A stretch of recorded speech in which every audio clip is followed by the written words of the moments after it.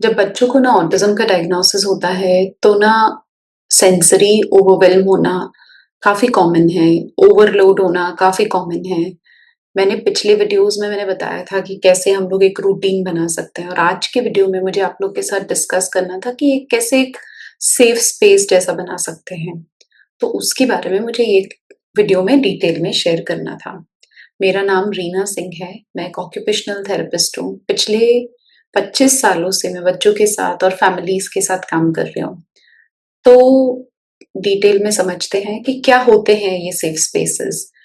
तो कैसे होता है ना कि जब कभी-कभार ऐसे हुआ है ना मतलब मेरे बच्चे जैसे एक पेरेंट को मैं जानती हूँ जो अपने बच्चे को बर्थडे पार्टी के लिए लेकर गए और बर्थडे पार्टी में ना इतनी स्मेल, इतनी आवाज़, इतना शोर, इतना क्या बोलेंगे हर तरीके से कोई इधर आके टच कर रहा है, कोई उधर से टैक्टाइल ये स्मेल हर एक चीज़ इतना ज़्यादा हो रहा था कि बच्चा परेशान हो गया, बहुत ज़्यादा परेशान हो गया। तो पेरेंट ने जो सबसे समझदारी का काम किया, उन्होंने उस बच्चे को उस सिचुएशन से बाहर ले गए और वॉक पर लेकर चले गए और उससे क्या हुआ कि हमने बच्चे को वो जो सेंसरी ओवरवेलमिंग सिचुएशन था, उसमें से बाहर निकाल दिया और फिर वॉक करने से बच्चे को प्रोप्रियोसेप्शन मिला।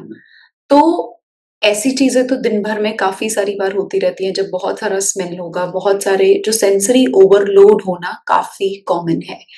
तो जब ये होता है, तो हम लोगों को मैं पेरेंट्स को कहती हूँ, घर पे कैसे एक रीसेट जैसा एक सिस्टम बनाकर रखो, जहाँ पर बच्चा जब जाएगा, तो वो कंफर्टेबल महसूस करेगा। अब इसका क्या मतलब होता है?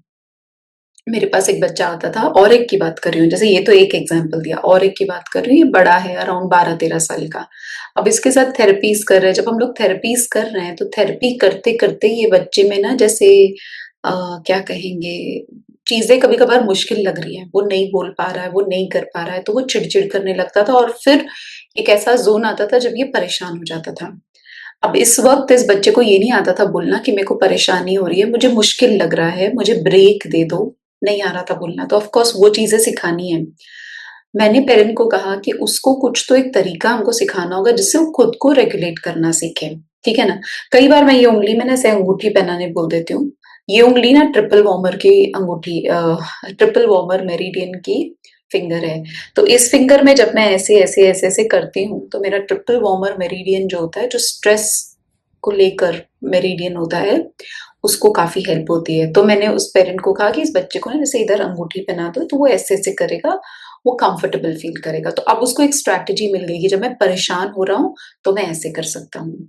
दूसरी चीज़ हमने इस बच्चे के लिए कैसे एक सेफ कॉर्नर बना दिया। तीसरी चीज़ इस बच्चे को ब्रेक माँगना कि मुश्किल लग रहा है, ये भी करना सिखा दिया। तो कार्ड के साथ या बच्चा बोल पा रहा है तो बोलेगा ब्रेक दे दो। ज़्यादातर जब हम परेशान होते हैं ना तो बोलना बच्चा वर्बल भी होगा तो भी बोलता नहीं है, तो मैं कार्ड रख देती हूँ ब्रेक टाइम या डिफ़िकल्ट हो रहा है या जो भी, तो उस तरीके से। अब इस बच्चे के साथ जब इसको बहुत मुश्किल होती थी तो या तो ऐसे वो करता था अपनी उँगली में या वो ब्रेक टाइम माँगता था और ब्रेक टाइम में वो एक ऐसे एक पर्टिकुलर एरिया में जाकर बैठ जाता था जो उसके लिए बनाया गया था।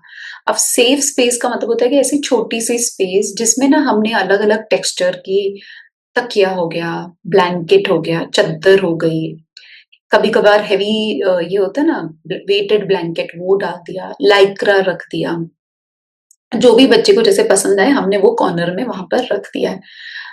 ये हो गया सारा टच रिलेटेड। वैसे ही कई बच्चों को ना विजुअल से काफ़ी कंफर्टेबल फ़ील होता है। तो वो जो बॉटल्स नहीं होती जो जैसे हम लोग कामिंग बॉटल्स जिसको कहते हैं, तेल डाल देते हैं, ग्लिटर डाल देते हैं पानी में और कामिंग बॉटल जैसे बना देते हैं। तो कामिंग बॉटल दे दी, उसमें डाल दिया। तो बच्चा उसको देख रहा है, यानी कि एक तो टैक्टाइल सॉफ्ट टॉयज़ हम उसमें डाल सकते हैं। वेटेड सॉफ्ट टॉयज़ आते हैं वज़न वाले या जस्ट सॉफ्ट टॉयज़ भी डाल सकते हैं। कुशन्स रख सकते हैं। तो एक छोटा-सा जैसे कार्टन हो गया जिसमें हमने ये सब कुछ रख दिया और बच्चा उसमें जाकर बैठा हुआ है।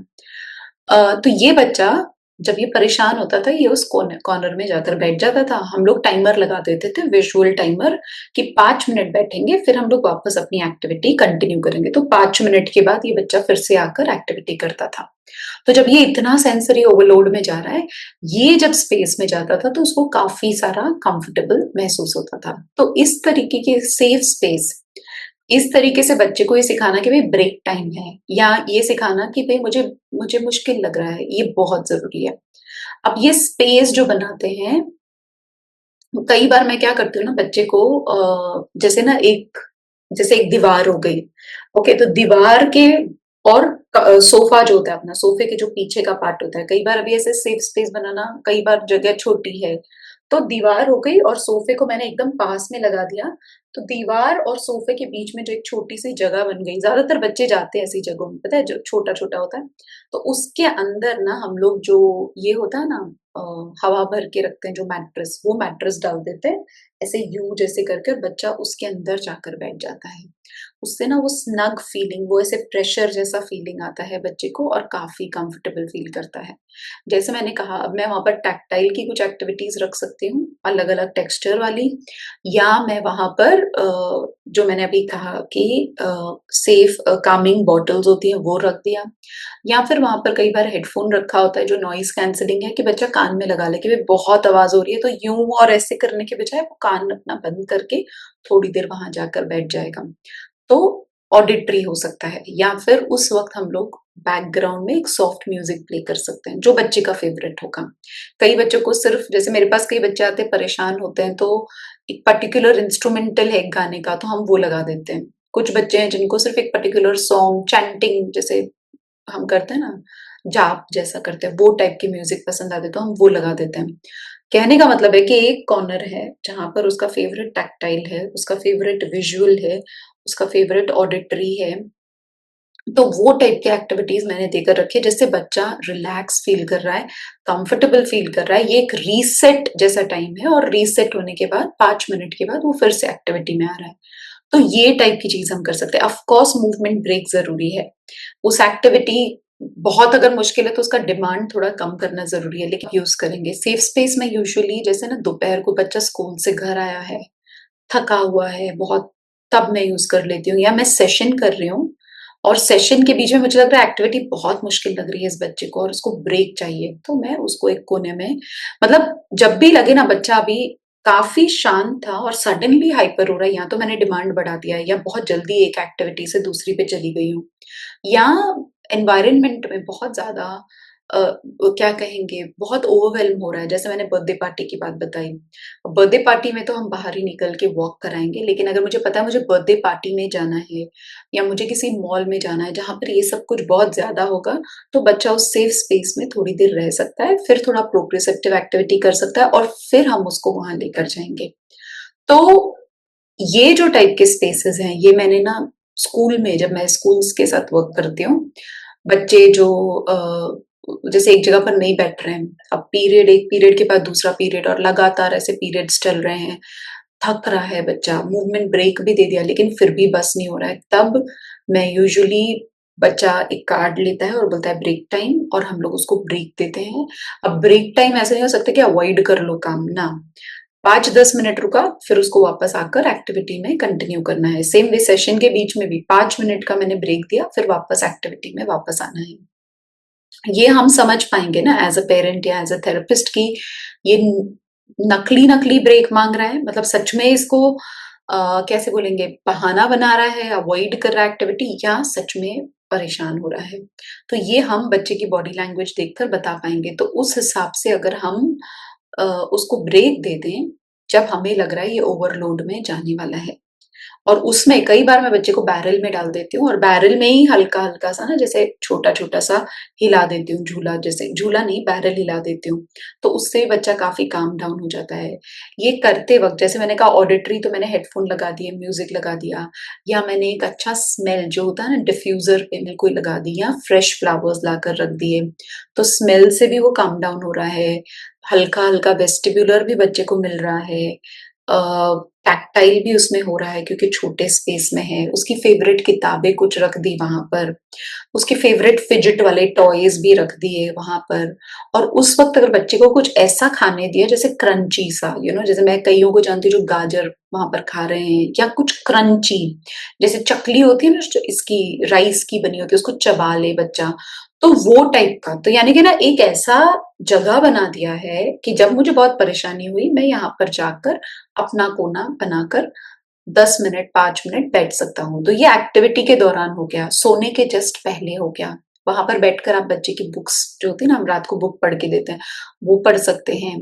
और वो टाइप की एक्टिविटीज हम लोग बच्चे के साथ एंगेज कर सकते हैं। तो ये एक सेफ स्पेस, एक वॉर्म स्पेस, एक कंटेनमेंट स्पेस, एक सेफ्टी कॉर्नर, एक सेंसरी कॉर्नर, जो भी आपको इसको नाम देना है, वैसा अगर हम बच्चे के लिए बना देंगे और वो एक ऐसा ना एक रूटीन में आ जाएगा कि बच्चे को जब परेशानी हो रही है ब्रेक मांग लेगा, वहां चला जाएगा। तो ये बहुत फायदा करता है। कईयों के पास ना वो ये भी होता है, क्रैश पैड होता है, पता है, तो वो लोग नीचे क्रैश पैड रख देते हैं।